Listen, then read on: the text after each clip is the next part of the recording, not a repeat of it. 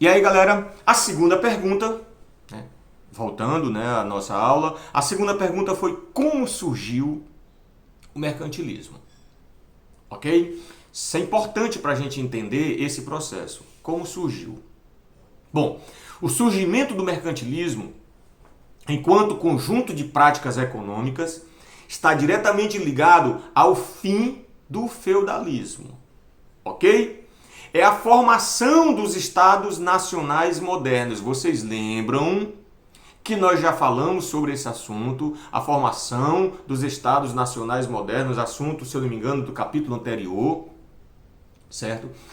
Formação dos estados nacionais modernos, onde algumas nações alguns povos que têm culturas semelhantes, né? Estados que têm culturas semelhantes, eles vão se juntar em torno de si e vão formar uma nação, certo? Uma nação. E aí vai surgir várias, que a gente vai falar daqui a pouco, certo?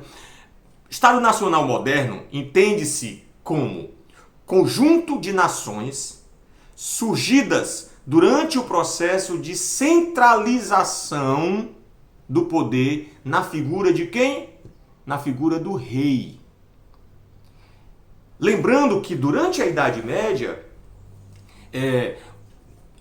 o poder estava nas mãos dos senhores feudais e da Igreja Católica, certo? Ou seja, com o fortalecimento da burguesia, com o fortalecimento dos comerciantes burgueses, que eles vão lucrar, o que é que eles vão fazer? Eles vão investir na figura de um rei, não mais do senhor feudal, mas na figura de um rei, certo? E esse rei, ele vai unificar as fronteiras, né? Ou seja, os feudos, os diversos feudos que existiam ali, cada um comandado por um senhor feudal, vai passar a se voltar exclusivamente para uma nação, onde tem um rei que vai comandar tudo, que vai ditar as regras do jogo, ok?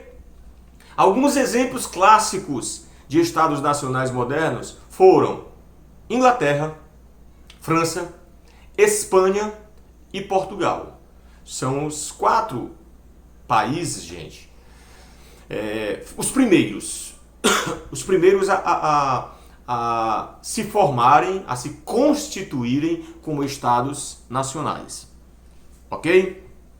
Surgiram com o poder centralizado na figura do rei. Junto do rei, surgiu todo um aparato burocrático responsável pela administração, os funcionários públicos, sabe?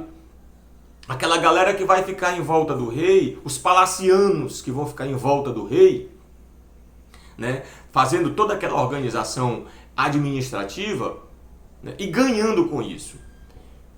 Bom, essas questões administrativas, questões políticas, sociais, econômicas da nação. O surgimento dos estados modernos apoiou-se diretamente no poder da burguesia, e o que eu falei antes, certo? Eles estavam com grana, eles estavam com dinheiro, eles estavam capitalizados, então eles investiram na figura do rei. Na luta, por que eles queriam isso? Porque eles queriam pôr fim aos privilégios da nobreza feudal. Que a nobreza feudal não fazia nada, certo? A nobreza feudal, ela era, como é que eu posso dizer? Era uma nobreza voltada exclusivamente para tirar benefícios de tudo. Enquanto quem gerava lucro, quem gerava impostos, pagamentos de impostos para aquele estado, era a nobreza, era a burguesia. Então a burguesia vai colocar fim a esses privilégios, né, da nobreza feudal, e vai começar a crescer juntamente com o poder do rei, certo? Bom, o apoio à burguesia permitiu que essa classe investisse no desenvolvimento comercial e manufatureiro. Nós vamos deixar, veja bem, nós vamos deixar de ser agora uma economia exclusivamente agrícola, certo?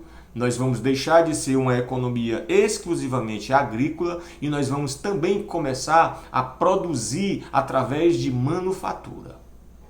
Esse processo de desenvolvimento do comércio e da manufatura, embrião da indústria, viu, gente? Que é uma coisa que eu acho muito, muito lindo. Em todo esse processo, quando a gente vai estudar a industrialização, a gente começa a perceber que lá no início tinha lá nos primórdios tinha desculpa, pessoal, tô tossindo de vez em quando, porque eu ainda estou sob os efeitos do coronavírus, né? Mas eu estou ficando de boa, certo? Voltando, lá no início, o que é que nós tínhamos? Nós tínhamos artesãos, sabe? Não tínhamos um processo de industrialização. Nós tínhamos o artesão, que tinha habilidade com as mãos, e era essa pessoa,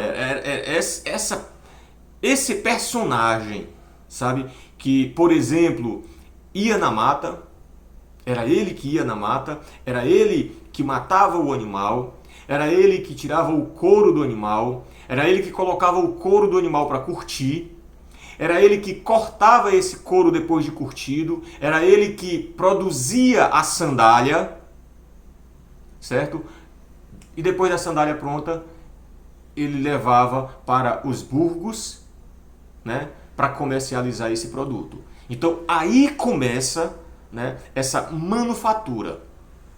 Lá na Inglaterra, por exemplo, a manufatura que teve muita força foi a têxtil, a manufatura têxtil, certo? A fabricação, né, a confecção, na verdade, de tecido. Ok? Então, apoiou-se também na intensa exploração colonial que aconteceu no continente americano. Então, primeiro, manufatura, certo? Segundo, a exploração colonial, ok? E aí, por fim, o Estado moderno que surgiu nesse período com o poder centralizado no rei, assumiu o controle de questões relativas à economia como forma de garantir seus interesses e resolver entraves que impediam o fortalecimento do poder real. Eu quero explicar isso aqui para vocês. Durante a Idade Média, durante esse processo aí do feudalismo, certo? Como é que funcionava as leis, os códigos? Não tinha. Cada um fazia da maneira como melhor entendia. Não existia pesos, medidas de pesos, medidas e tal. Não tinha nada disso, né? Ninguém tinha um método específico para garantir, né, o lucro de cada pessoa. Então, quando entra o rei, o que é que vai acontecer? Na hora que entra o rei, a figura do rei, o rei vai definir princípios. E uma das coisas interessantes vai ser o surgimento de pesos e medidas. 1 grama, 1 quilo, 1 tonelada. Entendeu? Então é a partir desse momento, porque aí 1 quilo de arroz e 1 quilo de feijão é o mesmo peso, né? 1 quilo de arroz e 1 quilo de algodão é o mesmo peso. Vocês estão entendendo? Então muda a história. Antes eles faziam as trocas analisando o tanto, a quantidade ali, olhando o amontoado de sementes e pronto, trocava por outro amontoado de sementes. Agora não, agora vai ter um critério. Vai ter pesos e medidas, certo? Negociar as terras, né? Ele olhava e disse, olha, tudo isso aqui, e apontava para o nada e dizia, tudo isso aqui que eu estou lhe vendendo. Agora não. Com a figura do rei, o que é que vai ter estabelecido? Medidas. né? São quantos quilômetros? São quantos hectares? São quantos lotes? Ou seja, existe uma medida apropriada, ok? Galerinha, mais 10 minutos de vídeo, volto daqui a pouquinho. Tchau, tchau!